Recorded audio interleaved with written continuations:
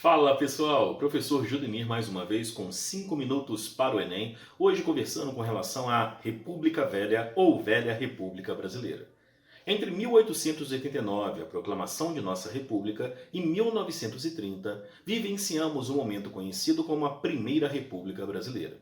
Essa fase, marcada inicialmente por dois presidentes militares, a chamada República da Espada, e depois por presidentes, na sua maioria, grandes cafeicultores da região sudeste. É a fase conhecida como República Oligárquica. Cerca de 40 anos em que o Brasil vivenciou essa primeira etapa republicana, marcada por algumas características muito específicas do ponto de vista político, do ponto de vista econômico e do ponto de vista social.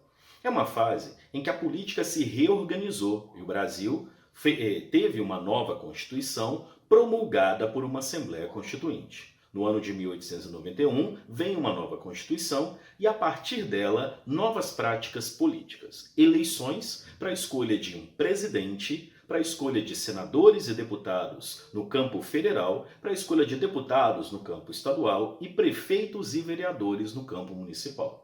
Essas eleições seriam eleições diretas, diferente da época do Império, e ainda por cima com o sufrágio universal masculino. Algumas restrições, o analfabetismo, a questão aí de membros que estão submetidos a ordens religiosas ou militares sobre uma questão de hierarquia, mas essencialmente havia uma ampliação da participação política das pessoas. O detalhe é que uma nova configuração política vai se fazer. Nessa etapa, passamos a ter a criação de meios para fraudar as eleições, já que a votação era em aberto, era a descoberto, em que você dizia ao mesário em quem você iria votar e isso era registrado num livro de atas. O detalhe é que essa exposição desse voto não secreto permitiu a criação do chamado voto de cabresto, no qual grandes fazendeiros, grandes políticos controlavam o voto das pessoas que estavam sob a sua autoridade, e ainda por cima tivemos criações de práticas, que algumas prosseguem até hoje, que nós conhecemos com o nome de clientelismo e, junto com isso, a prática do chamado coronelismo.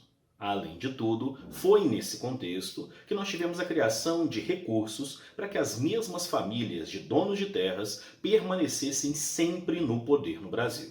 E é nesse contexto que a gente vai ter a criação da Comissão Verificadora de Poderes, a política dos governadores e a própria mais conhecida política do café com leite, que, embora haja contestações, representaria uma certa hegemonia entre São Paulo e Minas Gerais na política dessa fase.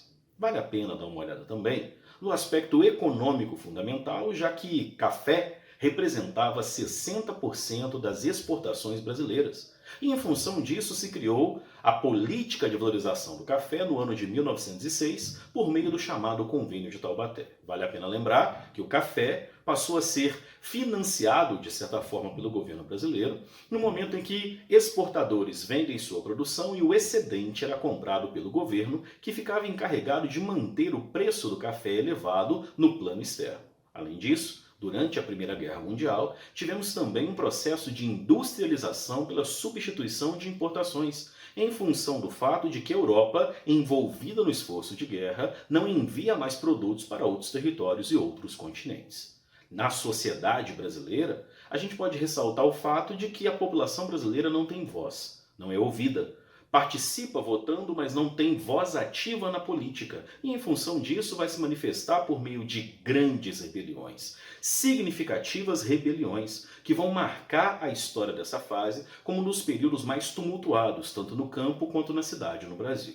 Tivemos revoltas rurais, como a Guerra de Canudos, a Guerra do Contestado, a manifestação do banditismo social por meio do cangaço, boa parte dessas revoltas marcadas pela força de uma ideia religiosa sobre camponeses e a grande discussão da posse de terras. Além de tudo, tivemos revoltas urbanas marcadas pela diversidade de grupos.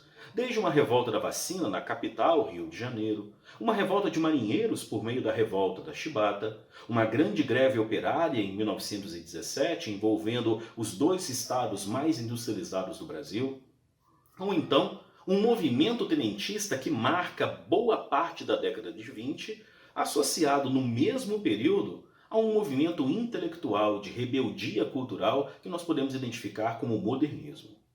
A gente volta, a gente conversa. Grande abraço. Tudo de bom.